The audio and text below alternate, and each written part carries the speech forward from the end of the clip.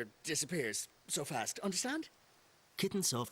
Mariad Bert Colta the Quid and IRA in Achterlade Garum Water, Sean South as Garryowen, Igunpili Money, Agus Fergal O'Hanlon as Balladry.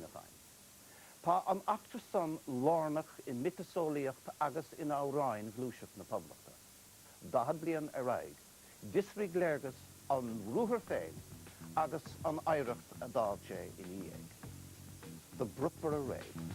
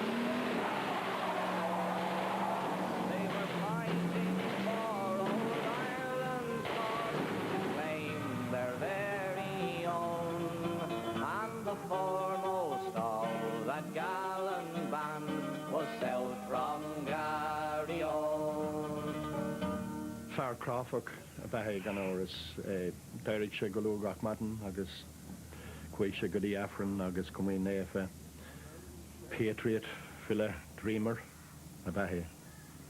The Viana Semer Fadige, a course Guelge. On Guering, a V, a toss new on Rod Gaelaibh, Agus Hannigan Public Tanas in a Yachin.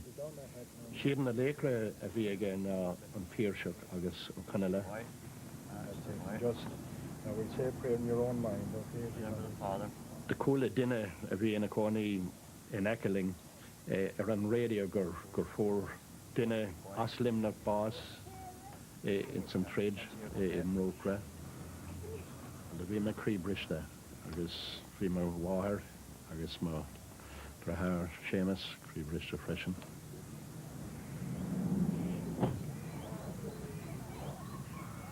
The garage.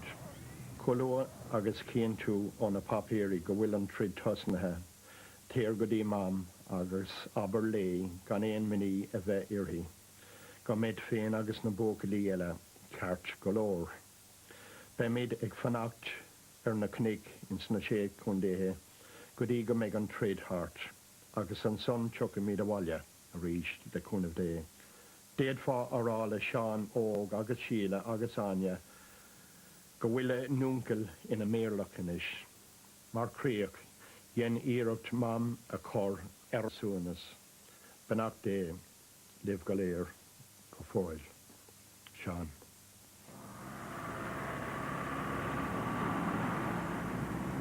Bín daoine cappa beidir gur duine nach gur sé steach gur duine le bharú agus mar sin, gur sé saicpet a bheith ach a bhallart fad a bhíán.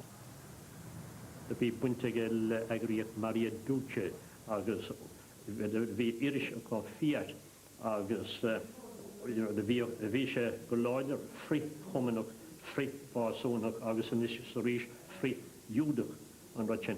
Ach de bunig Seán craved an agriad sin an sa chathair.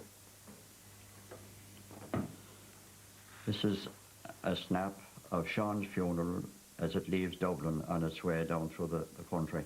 Bhí 5,000 duine an sacred, na srádan agus ag siúl leis an corp suas go dtí an Mount St. Lawrence Cemetery. And another snap of Sean's funeral. Bhí mílte daoine an méar limnaí agus teachtadála áitiúil agus maisinde chur fáilte an gána teachta seachaíon chathair.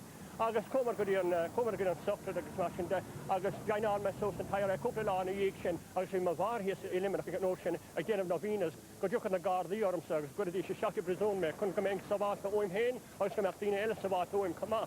Wefes de dien ar varig me henden en ar gotik me henden me hen a Ghlas beder mar go cap me blian go dien agus scope me sa Curragh. A tawr me skolor agus tawr me rod a wan nach few rocker a behe squealer sensation herden. I don't think that got the same publicity up here, probably. We were angry that they had managed to make themselves into martyrs and heroes, when in fact we felt they were murderers.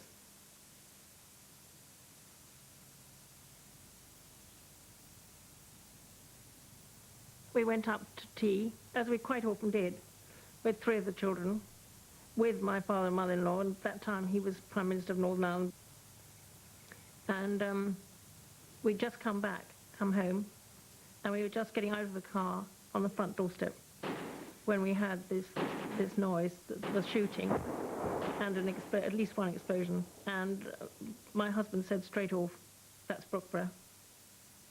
And he said, what we must do, quick now, is take the car and park it across the road above Brookeborough, near the border, to try and slow them down, because that's the way they'll go.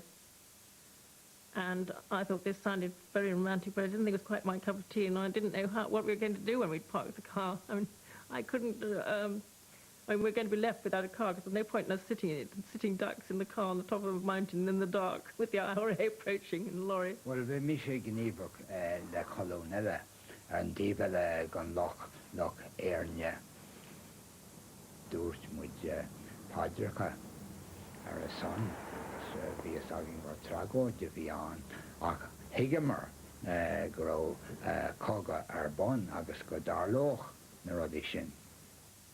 Na tacticí a bhí an ná na gná tacticí gur trénála muid na dhéine go marach ansaí déanómad ar a bhéid. Ibar a héin gomach dram ar de an a bheith a scuile leis an Monaghan chun seans a chóirt gan buin I ghearr ansa golisteach agus mínach talún a chur an doras agus an doras sa héad isteach. Ibar a dó an sin gan léifi ar an burdnistí an Garastún Gaelaibh agus teacht amach. Da mar rud go nearandar sin bainpaí na haramdífa agus curfaí an tarna mínach isteach leis an Monaghan an barrack a héad san éir. Now, Monaród ar sásta Gaelaibh, well, na hairdaithe a bhí ag agin ná an darna mínach a chur isteach agus an rud a héad san éir. Mar bhí. Well, se, agus iad san ag éirí muide mar a bharú ar nóa. Harry, tell me about this building here. That was Brookeborough Police Barracks, and it would have been manned by 1 sergeant and 4 constables, which was the average number that you had in any country station at that time. What kind of weapons would they have had inside there? Well, prior to the IRA activity, the only weapons they would have had would have been Sten guns and double-barreled shotgun. On that day, on the 1st of January, we had been issued with Bren guns. Well, the attack itself, the lorry had been hijacked earlier on from a local contractor, and it was driven here with the raiding party and the place to bomb outside the police station, and then opened fire on it. And of course, the sergeant in charge, he manned the Bren gun and returned the fire, and the lorry drove off then, naturally enough. And it was later found along the border, and 2 of the raiders had been injured, and they were found in a shed just convenience the border. They were dead.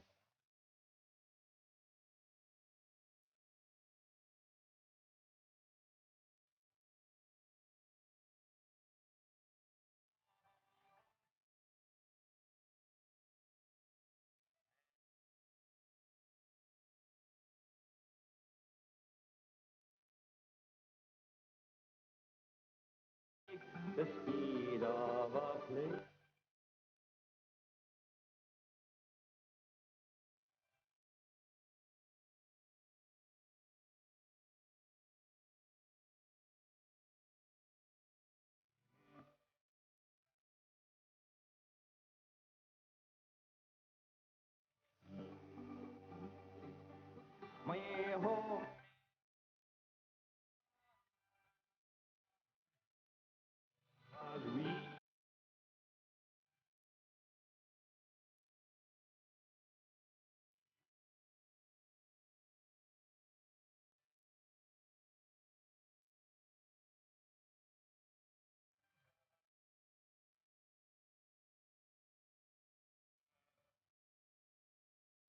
The Patriot game, tá siráte an nachró an ach sé blian jeb, ach ní fér sin ar Herbie, bhí sé mí ó blian is fiche, ag an am a fuair sé bhád.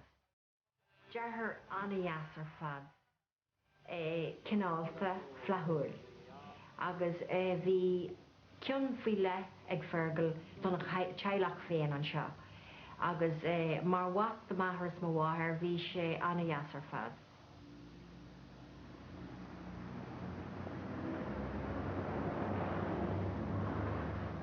Bhí sprid náisiúntaachta san seach an tamar fad agus bhí ansimas agus is stair agus stahan sé nach ró mar tá agan eig nach ró an tír séir agus nach ró rudí ceart na Herbie.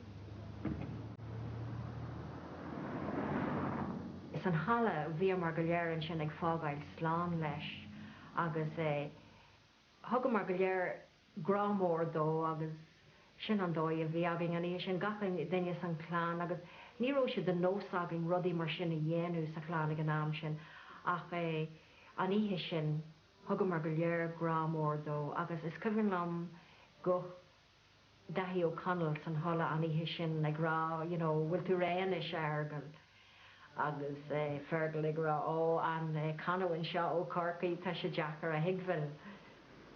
Bhí daoine ó Lochgarman, Harry Gaff, agus bhí Paddy O'Regan ó Baile Clé, Sean Garland ó Baile Clé, agus Vincent Cannon a fuair bás an Norrie, a bhí ag tmáint an Lorry an ihe sin. Bhí mé an bródú las, mar bhí drothar agam ag trid ar san ar sin hair. An ihe sin bhí mar I deach Máirtín, agus bhí slú mór an sin ihe sin agus tháinig sé ar an Créalán go ró Birch marmh. So tháinig mar a bháil an seán ihe sin agus bhí mar go léir bailthe san chéistan agus bhí de chan mod drothar ar búla bhóg an ihe sin sa chéistan agus de leor maithir agus tháinig na slúirteas deach ó thuaí an scéal amach faoin timpeall an baile tháinig na slúirteas deach. Scuifann an ban réalta ag teachtas deach a maidin sin ó Clothair Luaí an seo. Agus dúirt sé rá, oh, isn't this the proud house we're coming into? Well, one see a tug barrack elephants dolam when he had ribbon sin, Mario Pauline, the chef on the lesser Mario Tror to visit the couple law and son.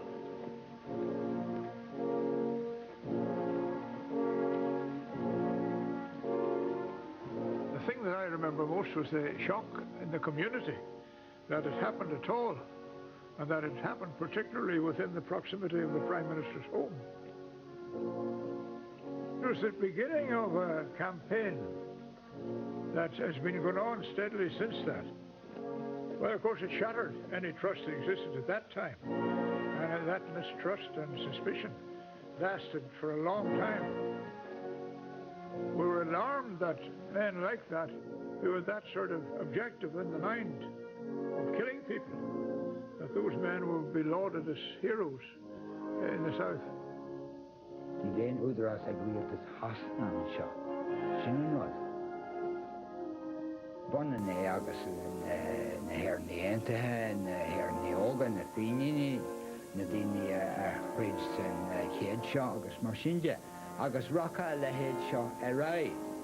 go dé an land for réaltas hasna sa deire híorthála san tíir seo. De bhí údarás na stara agin sa géad áit. Ceart ag muintir na héireann tríd na fórsaí an taobh mo fórsaí achtarnach forbháil an seo. Ifre dó bhí údarás ag an I.R.A. ón Daradál I Léarnach. Agus tá sé de ceart ag an dramatá híos ag gúnaí tríd na an tírántachta. Tá sé de ceart ag muintir na héireann a tíirse a bheith acha. Agus níl glún le de muintir na héireann I déidil an tíirse sin a cathmhatha. Agus tá sé de ceart ag mionnach fiúháin na cearta sin a chur I.R.A. Bé mar a rinneú sa mbliain 1900 sa séidir. Radio Eram. Ladies and gentlemen, the Taoiseach, John A. Costello, TD. Within the past week, 3 young Irishmen have been killed in the course of attacks on police stations in the 6-county area. Young men have been led by a small minority group of older men, experienced and ruthless men, to believe that they can end partition by destroying the lives of others in violent forays into the 6-county area. If they were permitted to continue in that course, there is no telling what evil might result. There would be further bloodshed. There would be all the bitterness and hatred that bloodshed causes. Bhí mé héin mar páirt an Guard of Honour mar ball na fian Éireann lá sin. Tháinig mé ó glúiseach na páblachta ins na Craigtí agus na Seascatí. Chonnig mé an sáis damáiste a dhéan se sin, agus a dhéan le 25 bliain ó 9 agus a 7. Could í cúpla bliananús agus tar sé a siúil go fáil. Marú son nós nach bhfuil éon bonús dó. Is thoras fada é mar tá galóir blianta caite is thoras saoil é mar a déirtha. Agus thosnig mé mar ladóg mar bail de glúiseach na páblachta agus inis táim mar ceanara de pártaí sóisialta déan láthach atá páirteach den rialtas seo. Agus san am thosig an feachtas sa mídia agus a chuig sé dúirt an IRA an am sin gur feachtas é chun to oust the invader. Agus ag an am sin, creid mé son sort of slogan simplí sin. Ní credim son slogan simplí sin níos fada. Mar massam nach féidir a rá go bhfuil aine atá ina chónaí an Ileán seo gur invaders é. Is dídi iad atá an Ileán seo leis na céad blianta. Agus in Éireann adála, mar a deran John Hewitt is invaders sin illig. The community that I come from is a community that regards itself as having been here for very many hundreds of years. My own family can trace headstones back to the early 17th century. This is our country, our roots are in this country. The sort of raids that are made are interpreted as being an attempt to oust our people. If the people who were orchestrating these raids, if they're any way true to the noble aims that they would claim to be true to, they would appreciate very quickly at what they have been doing in the Brookeborough Raid, in the 50s IRA campaign, in the most recent IRA campaign, in the campaign that led to the atrocities such as the Enniskillen bomb, and these attempts to come in here and attack our institutions and our people. I mean, they were resisted in the Brookeborough Raid, they've been resisted since, and they will continue to be resisted. Creidum san road a Ghlas a Hope Fergal. Creidum is san road sin agus Sílim gwil me, ta me hen ag lawinch an balach céna Hashpoint Fergal dom. Agus tan strakel se dollar agus níl cuic leis go fóil. Tá bron an gnútí le héad, mar tá bron an go gapan sé. Gra Fergal O'Hanlon agus Sean South, gra buintachas siúd le glúiseacht den tais céna atá ag na prófos fe láthair. Agus má sé sin atá ag geisteach tá sé míceart, ní rá éon seachtagus dá laid a buint le Fergal O'Hanlon ó Sean South an uair sin, agus ní lánach seachtagus an dis, agus is féidir sin éiscin fethe bliain á hin díreach néideag seachtar sé de hála an Kingsmill Massacre, nuair a bharigh siad de Protestúnig. Agus bhí fileach go bháin leo agus dúir siad leis amach leat a bhalla agus a bharigh siad de Protestúnig. Bin rud seachtaach mar chunig siad san agus ní sin Gonna see an Tom Gaelair got to be the Protestuni on nod is more attack. I shouldn't have gone near me going knock public to eat Curragh. And Capture small Ireland now Curragh tone and far is far vod needs far not in than is star na Tírisha. Daimshig me credit new and credit cart public tone. Campus and ocean, I guess camping area about Martha gonna it love got is public tone. Initiation could be. Galore fascisti, I guess Gladine Marid, the Gonian lava ni public tonic eat. I guess town fear public tonic as a gums and niche. I'm kin to that. Ach I.R.A. and ocean. Sean has to tell on the king. Good year, nor a has me. Now me lawn kintje. Go Wilmid and draw chart. Agus Monaghan Dini the hedge John South agus Ariel Andowan on. He is treating a blianta. Nivek ein trachtanish Aaron Seer. No ein irat con a nashu na hern a hera. Ken Dark Toga to the Danish and the Dimitron the Elenish? Well, hard as shin neguni. If you want Quijin a Fini, who there is Jacks a partly Parliamentic August Marshinja, August Tagan Galler on Bonrock Tulikish, Egoni Sitro. Galler and Bonrock Tulikish about? It's Doyle Lumsa of Endoship in the public, on Jarkishin. So Galler is Ivadnis NASA Ruairí Ó Brádaigh or Tá Galler Cénig as bhí gwins the Craigedy as ní raig se asca fól agus níl ein rud a gé ach an tart seo in a láb atá sé fecin cé éan duna teach sús go bhéad a leis an tart se huirta. Galú agus a chusamíd a lorug cearta sí bhíalta dúirt Ruairí Ó Brádaigh agus daoine a glé publictig or a hen.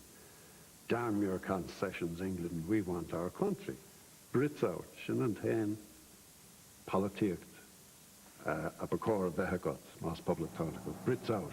In Rodella, ni corda fes wienever. Rocka on Curragh Gwynia, real disasna situation, Rocka shishineration, a capna star, Dania, good astin my olum. Is Rameshe. Neil Uderas a bit extar. Is scale on star. Agus ní dóim go údarás a bit scélar bit. An rud atá údarás sa satír seo, chuig agus a has na údarás manína. Agus sin an héan ceacht a bháin gur féidir glachan ón star nó éon rud eile ná an go gaifi an bun principle I tír an déanlach ná gur bhí na daoine atá an cócht. Ní ag dinne erbe, nu group erbe, go will aramaka. Ni féidir glachú lei sin. Now we have here, which very few people have seen outside of over here at the moment. It's Sean's uniform. The bullet holes are actually seen in the uniform there. There's a cut there, just there. And there's another one there. This is his trench coat. You can see the colour of the trench coat here, and the rest of it is, unfortunately, Sean's blood. Fi Ainton Féin, ag Sean. Rinne sé an rud a cred sé ar féin. Ní léon áras agam sa faoi ná gur bhéite gló a bhád níos mó dhéanamh ar son daoine na tír seo dar am rud é gur war siad. Sílim gur bhuascail Buas Fergal agus Sean sprid saoirse náisiúntaach in a lán daoine. Ultimately, they turned into martyrs and heroes, but we didn't feel they were. Because had it not been them, it would have been us. Ní léon reconciliation either na próbis agus na Protestúnig, no either na Catholic agus na Protestúnig sa túisgur fel áir. Tá an seachtagus ar an dáhéad agus tá siad níos buda óna chéile níos ná mar a bhí le 10 bliana nús. Tá ma lehéid sa sásta leanúnt I.R.A. San dóchas go mai lán trá ní na lagtra. In this state, there can be one government only, one parliament and one army. No Irish government would permit the rich achievements of past generations to be squandered at the hands of ruthless or reckless men who seek to seize powers which belong to the Dáil and the government and to impose upon us all the tyranny of a few. Good night. That concludes the broadcast by the Taoiseach, John A. Costello, TD.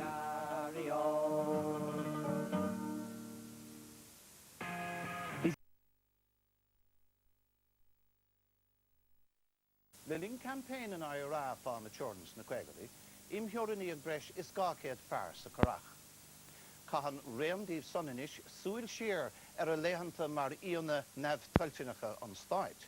Persin có héag súil le Proinsias de Rossa, le Ruairí Ó Brádaigh, le Tomás MacGiolla, agus an tíiriseoir Máirtín MacCormaic. Ledóg a lendáilisteach I Monaghan iver a cahar the war in Curragh sa bhíán chun básan martyrig a hiileh son na héireann son I.R.A. Tá cíal cenig ag an bheranis. Ón míon nídiog nóchan lé faoi Ghlas ag Gaelaibh.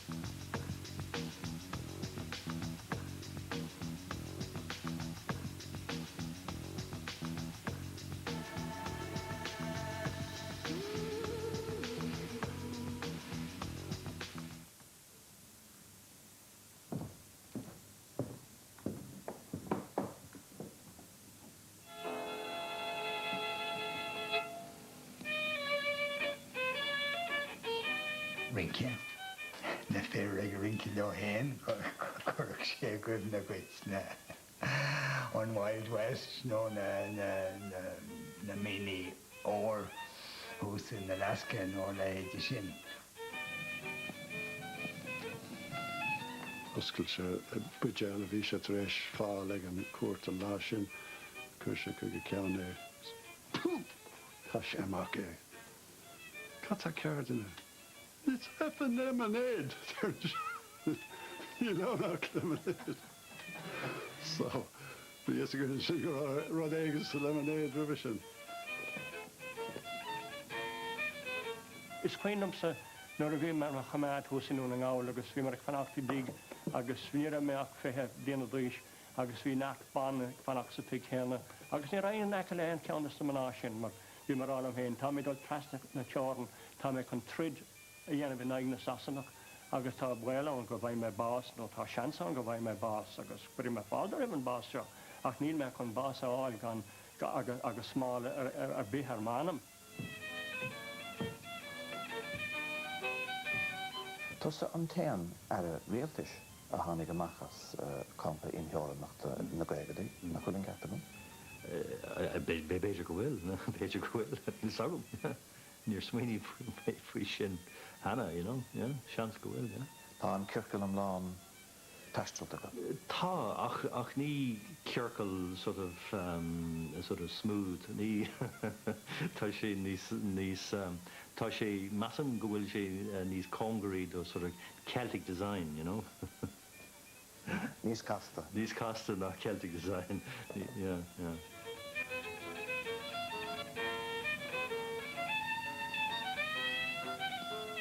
Ihe cín bliana nídia craige sé, rúthar an I.R.A. ar bharrack an RUC in Brookeborough, tar a fuilteach é. Bert óglach South agus Fergal O'Hanlon, marm. Dain bás na berte tiltte cóhróin in as, bhí fachtas teoran na Gaelgadaí faoi lán teoil, agus takeíoch nar bheag ag sin féin. Bhain siad ceithre híochán in oltáhachán craige seacht, Ruairí Ó Brádaigh Longfort IR.V. in a measc. Goffa faoi arm an Joran, bhí an Brádaigh I muoin seón o'r táhaga. Agus ag gach léir siú takeíochta las mue, bhí poblachtánaach sinsearach eile, Tomás MacGiolla. Leis an I.R.A. as smacht an Joran, cín rialtas de Valera, campa imheoranathe an Curragh acha misisiú. Idir míúil craige seacht, agus Marta craige nae, imheoraní ag breis is gácéad fearr sa campa.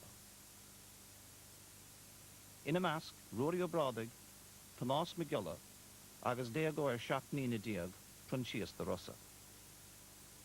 Thug cuinealach a cuineála na gimí ábhar algóide de hin féin, is hapig siad gach deis ar na stráidena.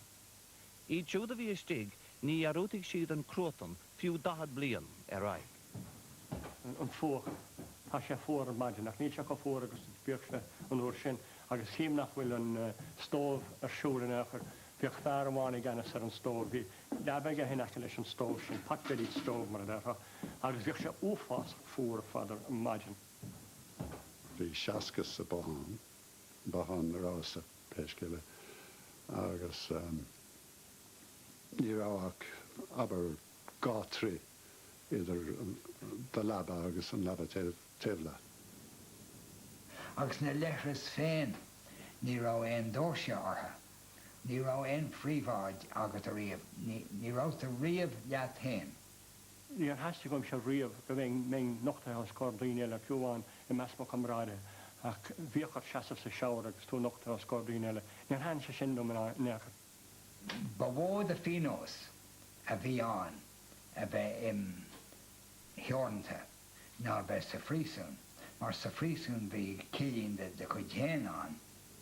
Is cuine bhain Tomás MacCormaic go neirc sé gur bheith chaisleán héin, a leba héin a gach éon duine, agus má tá duine ag sína éanaar gan choristeachar.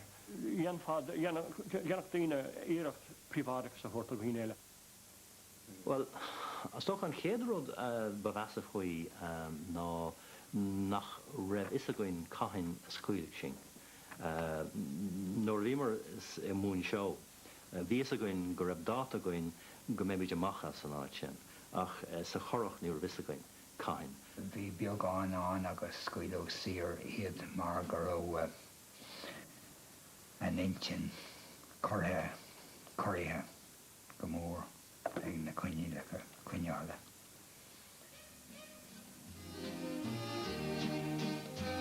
There's one fair county in Ireland with memories so glorious and grand. Bhí record player ag duine is a bhána gomsa, agus ní raibh an 10 cearnína bhánaige, agus bé sin bhí sé mólarán ó sin Broirí Gaelaibh, agus bhíoh sé sin arsúil ó bhadan go híthe, Broirí Gaelaibh, agus the boys of the county I.R.A. and 2 little orphans of boy and a girl. Má clisin on the boys of the county I.R.A. Queenie mar an Curragh, so ní heistí nom éisteach leis bhí mí me súlim líana nach móch ar bacha tá bránam, nach móch ar bacha cuerna éan, mar go clisin mis the boys of the county I.R.A. agus mis sé Queenie mar an Curragh. Curú feis ar bon feis an curry. A war creidin ó ná creid, a war seacht an omláin. Agus faras ver firste Frank Medléad a bhí in Ghlas as é gol timpel. Agus tuach sé seach ag matna déir sé feisinish. Agus na lads a leathrá ní sin fresh fish. Ach Jerry go híntaach agus bí ar gach aine sa campa be páirteach an ar bhealach nó ar bhealach eile. Bhí aithne go ar Ruairí tágéim ar teachtadála I chuige seacht a daanta le trúr eile, bhí sé sa campa freisin. Bhí Proinsias an ógaigh an am seachtaí na déag nó mar sin. Agus bhí is cardú leis, ach níor chur mé aithne rómhá ar riamh, ach de bhí is cardú leis. Tomás MacGiolla, de bhí mé an cardú le Tomás MacGiolla, sort father figure a bhí an domsa. Agus daoine mar sin, bhí cúpla daoine eile freisin. Agus bhí pact idir Máirtín Shannon Proinsias de Rossa me héin nach learmid ach Gaelaibh héin, so bheith míad pastóric timp na hat ag leabhart Gaelaibh. Bhí díospóirtí dain a goin freisin mar grúpa mar bhí mé héin agus Tomás MacGiolla agus an Cortáin agus cúpla bliain eile in sort of cúine de bohan a bhí an agus éhamar ar chuid téile chéile agus mar sin agus díospóirtí dain faoi crístíocht agus poblachtáineachtas agus cochsáis rud mar sin. Ceanta le chéile ó bhaidin go híthe, dhéon na cimí tréinéireacht chun meanama agus comrádaíocht a chothú, agus bhí gach sort rangacha, lón cogaigh don inting, istan spirit. The songs our fathers loved. The V around public speaking again. The V far the Mickey Trainer she mo hog on wrong shin. Agus an shin yen me sort of correspondence course for freshen. Sha vi wrong at na mircht agus squaring agus couple can alle vi quindom for schulegan. Agus vi wrong gan an ag jetlo gach maidin go gi am loan. Me héna múna gwyilge agus fa tamil le múna cúnta siúpta comá. For me, more doors sort of chance, sort of fein scolíocht the stocha, you know, elanu. Ní dólam go wiach me on shan shin, sort of more navi in London, you know. An bhrú is mó a bhíon ort is tí in Bristol. Agus níos measa fós sa gampin heormnachta ná go nervhíseach. Bhí na nerves a choras do gcuoine agus cabhraíonn sé seo beag an teanna sin a ligean. Amach de bhíoh christenaí áran a dhéanamh, de bhí obair mór leathair, Wallace, Sprán, Facuine Padrín, Sprán, Gunam Rá, Málaí, Gunam Rá, Christenaí leathair agus mar sin de. Bhí sa gobar ó lehanní go hocht directoration breakfast ar magic go the lights out san ihe. Bhí fear amháin ó dún dalgan is agus bhí sé post agus bhí néanúir clanige agus daibríoch sé sin hís taobh a laba ó maidin go híthe agus is minic chunig mé nuair a bheith na sailse imethe bheith solas a teachtas teach sin na finneoil beaga agus bheith sé seasamh sús agus chuirdeir le písa éigean. Mar bhí sé ag obair ar sanna clán agus a chur stuff amach chun éad dílt agus mar sin de agus daibríoch sé an tám go léir bhí sistí. Bhí camaraderie ann. I mean, bhí cardja sin gelig, you know. It was auch in those. You know, is toch gur Arlene sé tréis tam tamil nor bhín gacht in a chonchon ní cóchón congrach le céile go bhíon sort of aséantas de haise in jearan adá. Agus is toch freisin de bhí an feachtas mílite siúl go fáil ar an taobh amúid. So bhí obligation dúlgus orn é chimád le chéile sa champa I dros nach meg sort of you know bonus on factus taobh amúid briste. In idé ólaíocht agus í bhána hin féin ó hús, bhí mapar chatílacha fitte fóite le síl hagas gan bhéalatas. Cais agat san átáineo bhán ag an IRA bhí an mana bhí an armlais I lai bháin agus an ballot paper I lai bile ach an mana bhí a gcuine ná an Thompson submachine gun I lai bháin agus an padrín I lai bile. Cé go raibh an catlacha cosán agus ag an am sin bhíos féin mar catlacha agus ach ní bhéon sort of frit protestúnacha cosán, you know. Ach bhí an spiridátacht sin agus an credibh fitte fóta leis an saoil omláin ó an alma directúir maidin mar a agus go háirithe leis an IRA agus le tradrína síirse agus éirí amach na casca agus bhí teangiltá dhéanamh idir éirí amach na casca agus éirí an teis éirí féin mar a dheartha.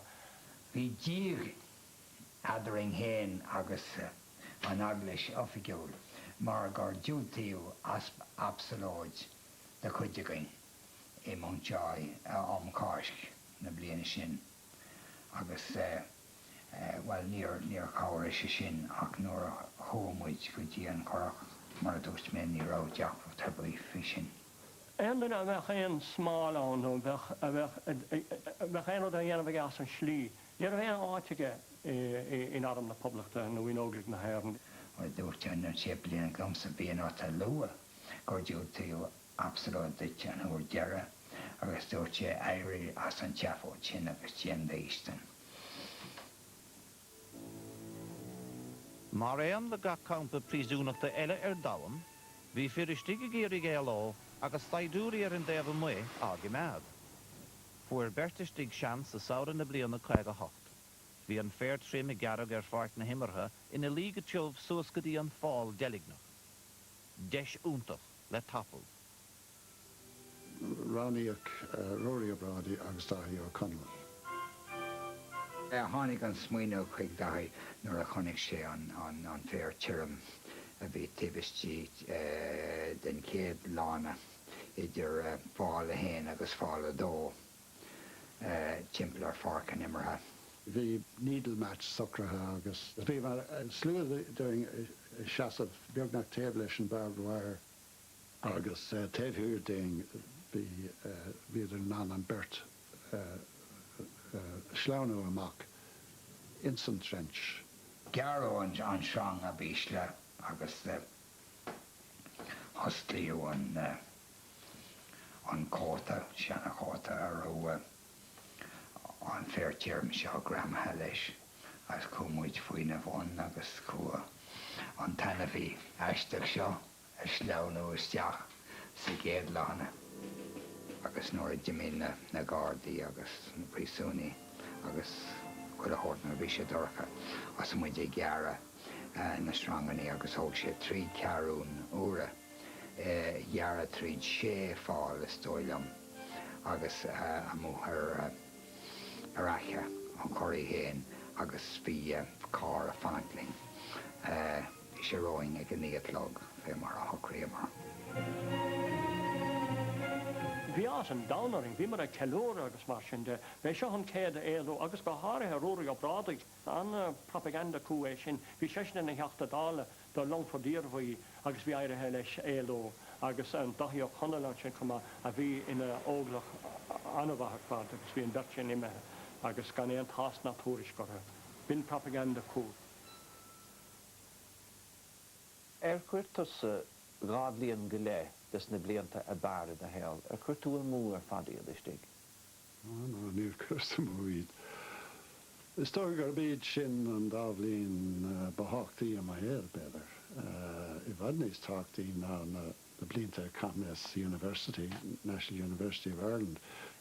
The sort of dawning orm hain nach féidir sort of daoine a thuirsla chéile le míleachas nó le brú, you know. Dála míos nach bhfuil rodí cosisian plí, nála mi nach bhfuil rodí cosisian plí as a cap me sin úr sin. Seans go bhla meoing é sin leis na blianta rénós. Dála míos tá asar am gur bhúil me leis na leid sin a bhí sa choráchlum an úr sin. Daoine úsle sa chuid a smó bhíonta. Daoine a chreid go dagan is a rud a bhí arsúlacha. Agus dála míos é sin. Ceapam mar go raibh an ceartagóin agus go dein go raibh an dúlgus ar orin agus bhí mar óg i déalach, you know, mar bachóir go mbeidh daoine óg mar massam. Ach is massam gur raibh dúlgus ar freisin ar na sean daoine na devaléras agus mar sin a go raibh dúlgus or a son a bheith a bhd níos cuaramí ná mar a bhéadar. Bhí tusa ar ardcóir le hin féin an bouta sin agus thug tú do chail don bhachtas míleta an ghlachan tú éon reagrachtanis as do siúd a fórbáil. Well, glachan an reagrach ní rálas páirtas sa factas ach glachan an reagrach cén agus a glacéine bhí sa factas sin anúir sin mar mar dúirt Yeats did that play of mine, bring the young people out in 1916 pair of dúirt did that speech of mine, whatever, encourage young people, is Jackson óglaigh na hair agus mar sin. So glach an freagracht se. Mar ceann aram idir 1952 agus ríist 60-62. Maríoch daoine ar do ordatha an glachan tú freagracht as an más siúd. Glacha mar nóil, mar bail na fórsaí sasnacha in éireann Orsi Gwatis Hasnanshaw, a Viantab, agus Mario Obley, you could arm the public to come on, our fortune cause, so Shin Mara Harlins, nor Vian Tridge de la Hedger Bun. Dúnú campa im heoranathe an charig I Márta Caiganaí. In Ederling na dahad blian sin, is am I car agus casa a bhain de chardas an chaharar seo gine.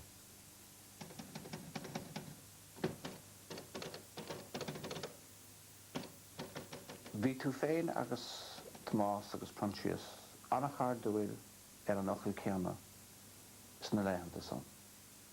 The bhí nó, agus the bhí mar fad, agus an comradíocht adring go daingin, agus mar sinje, gá céad agin sa gampa. Bhí anna a go mar Ruairí na blianta fada agus bhí anna a go mar an mion a bhíige agus an cuspóir a bhíige agus de go rinne mar iirecht an seascatí ahrú mion a chur Ruairí Ó Brádaigh agus daoine mar agus bhí go leor daoine mar Bíos agam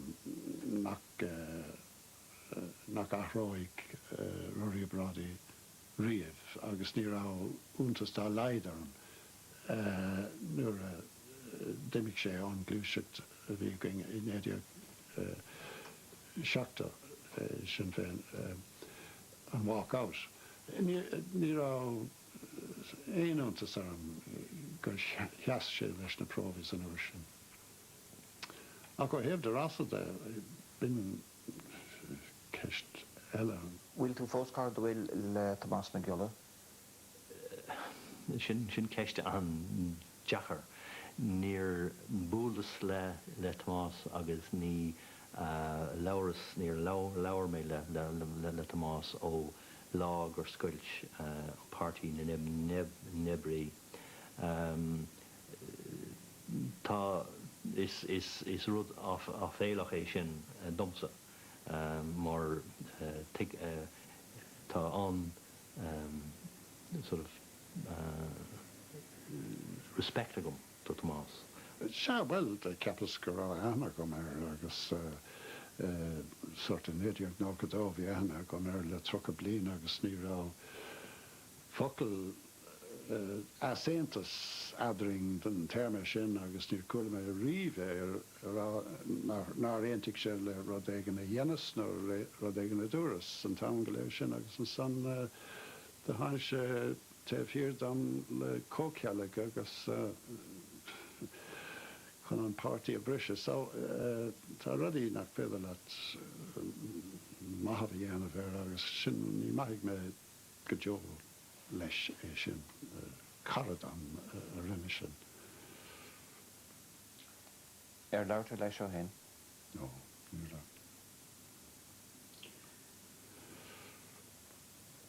Amíoch brónart dám rud gur bhrach sé gur chuirtú an scían sa drím an tráise. Well, níl sé fear ach sin mas sin an slíon écinn sé tá brónar an sin. Ach mar a dúras hana faoi Ruairí Brádaigh ní féidirlinn ar dúramí a bhrú ar daoin den na daoine eile agus rá muna nglachan tú le sin gur tréitirthú. An gcuireann sé isteach go bhfuil le seanna ceanglaigh sin bristenis? Well, ar nói, ní bhétha nádútha nó déine muna gurach scara na gumpánach is teachart agus go mór ag an nám mar tháinig scoilt idir chuoine agus tá hála sé a ríist ó hin tá agat ach sin mar atá cató gáil leis a rud a gréideanta bháin.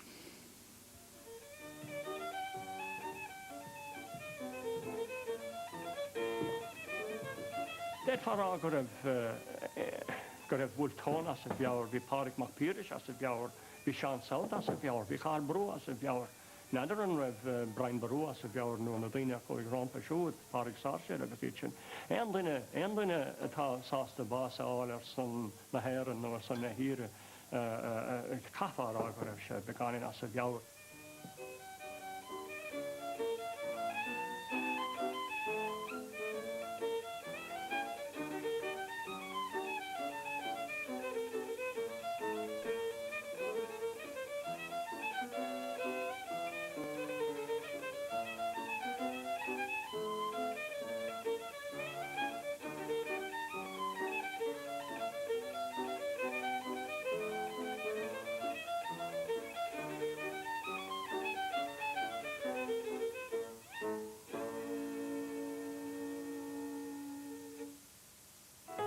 St. Patrick's Day, 1916. The Cork branch of the Irish Volunteers marched in the parade. They were an equipped, well-turned-out, well-trained body of men. So why then did the guns remain silent in rebel Cork on Easter Sunday? Townlands, Wednesday at 7 on RTE1. My favourite cliché is... A game of two halves. They're off. The team with more points up on the board at the end of the day is going to win the match.